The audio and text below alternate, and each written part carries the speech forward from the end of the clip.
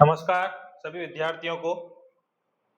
आज की इस क्लास में हम पढ़ेंगे कक्षा 10 का अध्याय द्विघात समीकरण। आप सभी द्विघाती समीकरण के बारे में जानते होंगे। पूर्व कक्षाओं में भी हम सभी समीकरणों के बारे में, रेखिक समीकरण, द्विघात समीकरण, त्रिघात समीकरण के बारे में अपने सामान्य जानकारी हम पढ़ चुके होंगे। कक्षा 9 में हमने रेखिक समीकरण पढ़ा और उसकी सहायता से हमने चर का मान भी ज्ञात किया। कक्षा 10 में हमने द्विघात बहुपद पढ़ा और उसमें अपन ने शून्यक निकाले। इसी प्रकार वो बहुपद था क्योंकि वो अनेक पदों के रूप में आता है।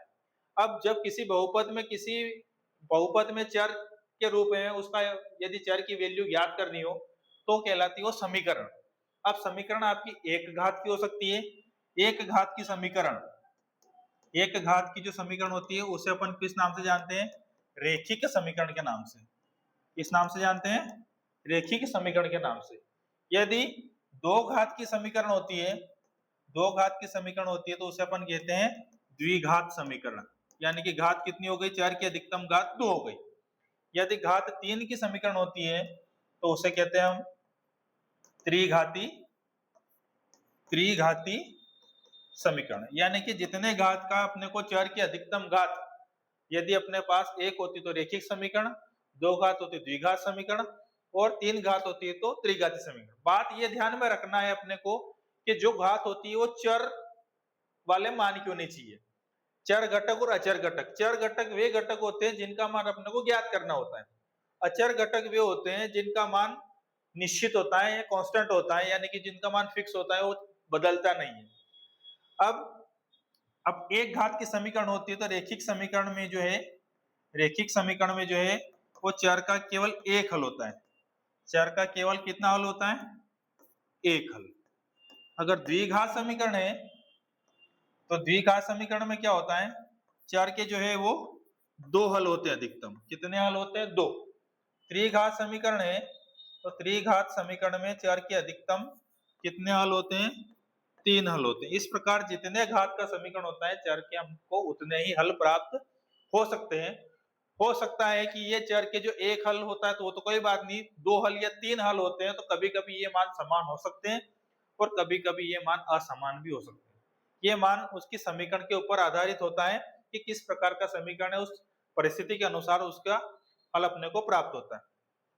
अब द्विघात समीकरण तो अपने पहले प्रश्नावली यही है कि द्विघात समीकरण है तो अपने को कुछ समीकरण दे रखी है अध्याय में 4.1 में। अपने को ये बताना है कि जांच कीजिए कि क्या दी गई जो समीकरण है वो द्विघात समीकरण है या नहीं। तो सबसे पहले अपने को चेक करना है।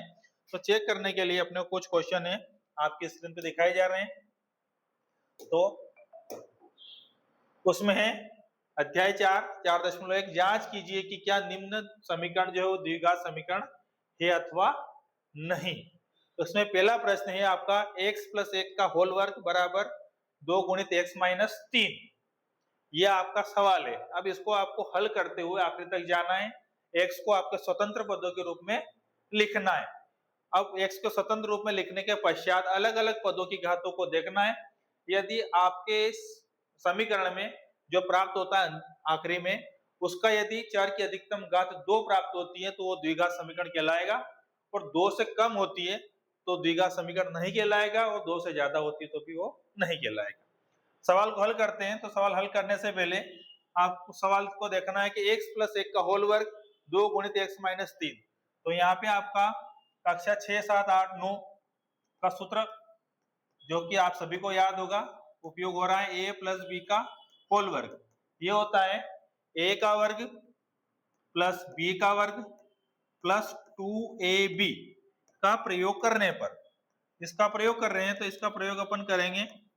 इसका प्रयोग करेंगे तो a के प्लेस पे आपको कितना दिख रहा है? x दिख रहा है, और b के प्लेस पे आपको कितना दिख रहा है? 1 दिख रहा है। इस सूत्र में यहाँ पे मान रखेंगे तो a का वर्ग यानी कि x का वर्ग, b का वर्ग यानी 1 का वर्ग, 2a मतलब x, b यानी कि आपका 1। 2 का गुणा करना है अंदर तो 2 का गुणा x में भी होगा और 2 का गुणा 3 में भी होगा। तो 2 का गुणा x में होगा 2x और 2 का गुणा 3 में होगा तो माइनस के 2 × 6। हल करते हैं आगे। x का वर्ग एक का वर्ग यानी 1 गुणा 1 कितना होगा आपका 1 ही प्राप्त होगा।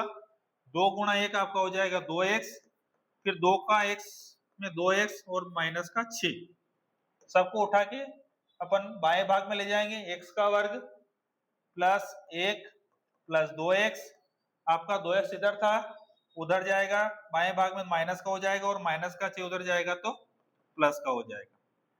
2x प्लस का और माइनस का कैंसिल हो जाएगा। आगे आपको क्या प्राप्त होगा x का वर्ग और 1 और 6 दोनों अचर पद है, दोनों आपस में जुड़ जाएंगे, 6 और 1 हो जाएगा 7 बराबर 0। अब ये आपको समीकरण प्राप्त हुई, इसमें चर की अधिकतम घात प्राप्त हुई आपको 2। अतः दी गई जो समीकरण है, दी गई समीकरण जो है वो द्विघात समीकरण है। यानी कि अपने को चेक करके अपन ने बता दिया, क्योंकि चर के अपने को अधिकतम घात कितनी प्राप्त हुई 2 प्राप्त हुई, तो ये आपके जो द्विघाई की समीकरण है वो कौन सी समीकरण है, द्विघात समीकरण है। अगला प्रश्न देखते हैं, निश्चित ही आपको समझ में आया होगा। दूसरा प्रश्न देखते हैं। दूसरा प्रश्न है कि x का वर्ग माइनस 2x बराबर माइनस का 2 गुणित 3 माइनस x। इसको भी अपने को हल करना है x के स्वतंत्र पदों के रूप में, और स्वतंत्र पदों के रूप में हल करने के पश्चात देखना है कि दी गई जो समीकरण है वो द्विघात समीकरण है या नहीं। तो दी गई समीकरण को यहीं पे लिख देते हैं, दी गई समीकरण, ऐसे चालू करते थे इसको। तो ये हो जाएगा आपका x का वर्ग माइनस का 2x, माइनस का 2 का गुणा 3 में करेंगे तो माइनस का 2 तिया 6, माइनस माइनस प्लस 2 का x में होगा तो कितना हो जाएगा 2x। हल करते हुए आगे चलेंगे, सबको बाएं भाग की ओर ले जाएंगे। x का वर्ग माइनस का 2x, दाएं भाग से बाएं भाग में जाएंगे तो चिन्ह विपरीत हो जाएंगे। माइनस का 6 जो है वो हो जाएगा आपका प्लस का 6, और प्लस का जो 2x हो जाएगा आपका माइनस का 6, बराबर में आ जाएगा आपका 0। x का वर्ग माइनस का 2 और माइनस का 2, माइनस का हो जाएगा 4x प्लस 6 बराबर 0। ये अपने को x को स्वतंत्र रूप में मिल गया, x की घात 2 मिली, फिर x की घात 1 मिली और आखिर में x की घात 0 मिली, यानी कि अचर पद मिला। तो अपने को देखते हैं अधिकतम घात यहाँ पे भी 2 आई। अतः जो दी गई समीकरण है आपकी, दी गई समीकरण जो है वो आपकी कौन सी समीकरण है, द्विघात समीकरण प्राप्त होती है। चेक करके अपन ने बता दिया, पहला क्वेश्चन भी आपका द्विघात समीकरण था, दूसरा क्वेश्चन भी आपका द्विघात समीकरण है। क्वेश्चन अपन देखते हैं।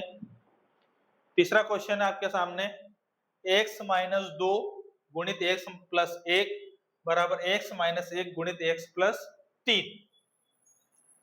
तो हल करते हैं।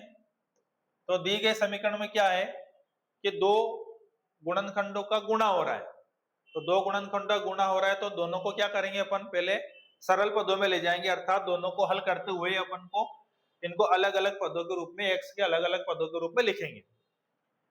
दोनों कोष्टक का अपन आपस में गुणा करेंगे, तो सबसे पहले x का गुणा करेंगे, x का गुणा x में करेंगे, x की घात 2, x का गुणा फिर 1 में करेंगे, x से कम x का गुणा दोनों में होने के बाद दूसरे पद को लेते हैं माइनस 2 को, माइनस का 2 का x में होगा तो माइनस का 2x, माइनस का 2 एकम 2। इसी प्रकार दूसरे वाले भाग में भी अपने को ये दिख रहा है, दो पदों का गुणा हो रहा है, x का x में x वर्ग, x का 3 में 3x, एक का x में x और एक का 3 में 3 एकम 3। यहाँ भी अपने को क्या करना है, दायां और बायां भाग प्राप्त होता है। अपने को समीकरण बनाने के लिए सबको एक भाग में ले जाते हैं, x का वर्ग plus x minus 2x minus का 2, उधर जाएंगे सारे उल्टे हो जाएंगे चिन्ह, x का वर्ग प्लस का है तो माइनस का 3x, माइनस का है तो प्लस का x प्लस का 3 बराबर 0। x वर्ग से x वर्ग प्लस और माइनस के आपस में कैंसिल हो जाएंगे। अब कितना बचेगा आपका, x और x दोनों धन के हैं तो दोनों आपस में जुड़ जाएंगे, 2x माइनस का 2x और माइनस का 3x, ये भी हो जाएगा आपका माइनस का 3 और 2 हो जाएगा आपका 5x, 3 और 2 हो जाएगा आपका 5x। अब x वाले पदों को अपन ने धन वाले को अलग लिख लिया, ऋण वाले को अलग दे दिया। अब बचा आपका अचर पद, तो यहाँ आपका 3 है और यहाँ आपका माइनस 2 है, तो 3 में से 2 गए तो डायरेक्ट आप लिख सकते हो 1। अब आपका 2x और ये है आपका माइनस 5x, तो 2 में से 5 गए, यानी कि 5 में से 2 ही जाएंगे तो बचेंगे आपके 3x, लेकिन संख्या माइनस की संख्या बड़ी थी इसलिए चिन्ह भी आपका कौन सा आएगा, जो चिन्ह बड़ा रहता है वो सिंबल अपन लिखते हैं।